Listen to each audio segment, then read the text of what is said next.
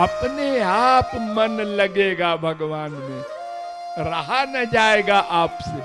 आज भक्ति नहीं किया है, दिन खराब हो गया, फीलिंग होगी अपने आप। जैसे कोई शराब पीता है, सिगरेट पीता है, चाय पीता है, तो जब अभ्यास हो गया पक्का, तो फिर वो पिंच करती है, पियो हमको, नहीं तो कहता है चक्कर आ रहा है, नींद आ रही है।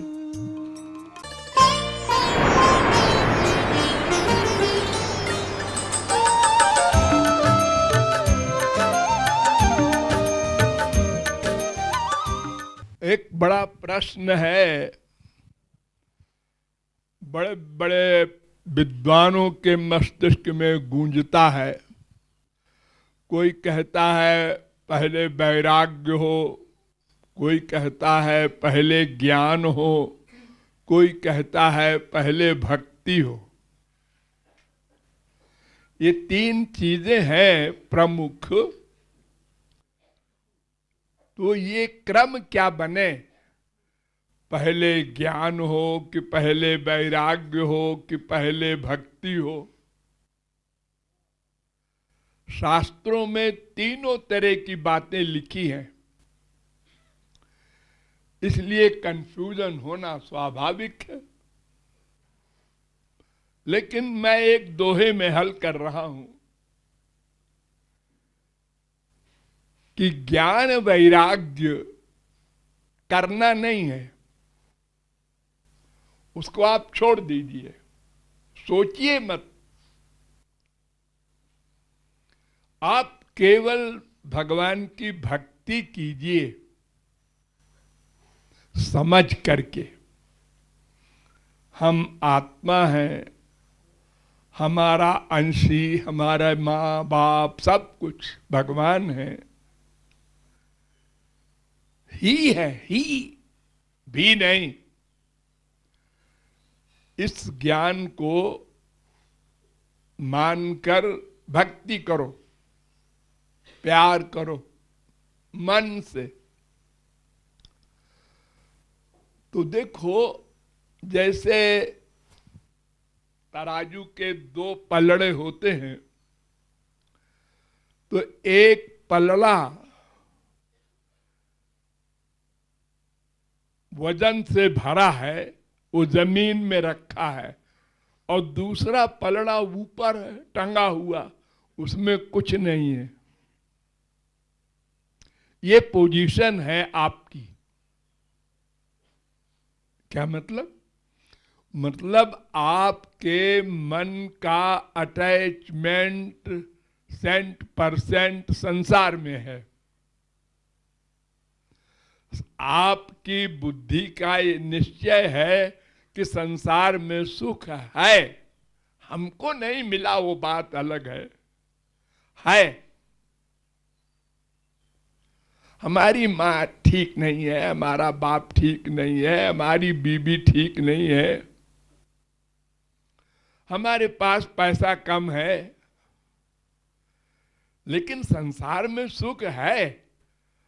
अगर ऐसी माँ मिल जाती, ऐसा बाप मिल जाता, ऐसी बीबी मिल जाती, इतना पैसा मिल जाता, तो संसार में आनंद मिल जाता। ये कंफ्यूजन है, इसलिए अटैचमेंट है, इसलिए उसी की प्लानिंग प्रैक्टिस हम कर रहे हैं। तो जब ये निश्चय हो जाए कि संसार मटेरियल है, माया का है, ये भगवान ने शरीर चलाने के लिए बनाया है, ये शरीर पंच महाभूत से बना है और संसार पंच महाभूत का है। तो पंच महाभूत के शरीर के लिए पंच महाभूत का संसार है, लेकिन आत्मा के लिए नहीं है। ये आत्मा तो दिव्य है ना, उसको जो आनंद मिलना है वो तो भगवान से ही मिलेगा। तो इस प्रकार समझ करके भगवान से प्यार करो। तो देखो, जैसे एक खुले हुए पलड़े में जिसमें कुछ नहीं है आपने 1 किलो वजन का कोई सामान रख दिया, तो इस तराजू से 1 किलो कम हो गया, अपने आप हो गया। उसको कम करने को कुछ प्रयत्न नहीं करना।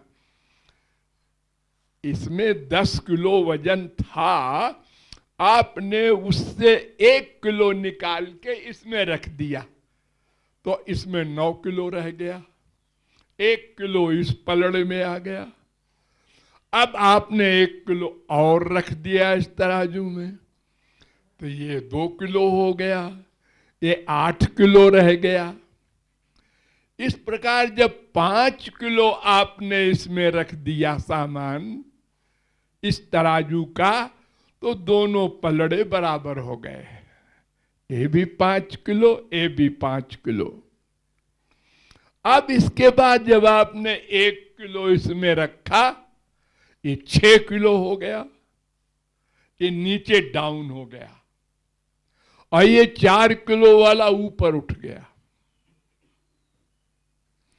इसी क्रम से जब पूरा 10 किलो आ गया इस तराजू में, पलड़े में, तो ये ऊपर चला गया। इसी प्रकार आपका जो मन है उसका अटैचमेंट जो संसार में है वो भगवान में करो, तो जितना जितना भगवान में होता जाएगा उतना उतना संसार से माइनस होगा। जैसे अभी आपको 100 रुपए खो जाने पर दुख होता है, तो फिर जब इधर अटैचमेंट होगा तो 100 रुपए खोने पर उससे कम दुख मिलेगा। 100 रुपए खो गया, अरे खो जाए। जो जो आपका अनुराग भगवान से होगा, त्यों त्यों संसार के अभाव की फीलिंग कम होती जाएगी। इसी को वैराग्य कहते हैं।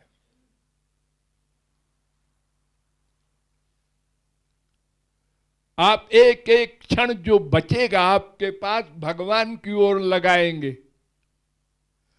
जैसे पैसा को ही लक्ष्य मानने वाला सेठ हर समय चिंतन करता है, कौन सा व्यापार करें, इसमें कितना फायदा है, इसमें कितना फायदा है। ऐसे ही आपको पहले करना है। जब बैलेंस बराबर हो जाएगा 5-5 किलो का, उसके बाद अब आप चलेंगे भगवान की ओर, तब नेचुरलिटी आएगी। नेचुरलिटी यानी अपने आप मन लगेगा भगवान में, रहा न जाएगा आपसे। आज भक्ति नहीं किया है, दिन खराब हो गया, फीलिंग होगी अपने आप। जैसे कोई शराब पीता है, सिगरेट पीता है, चाय पीता है, तो जब अभ्यास हो गया पक्का, तो फिर वो पिंच करती है, पियो हमको।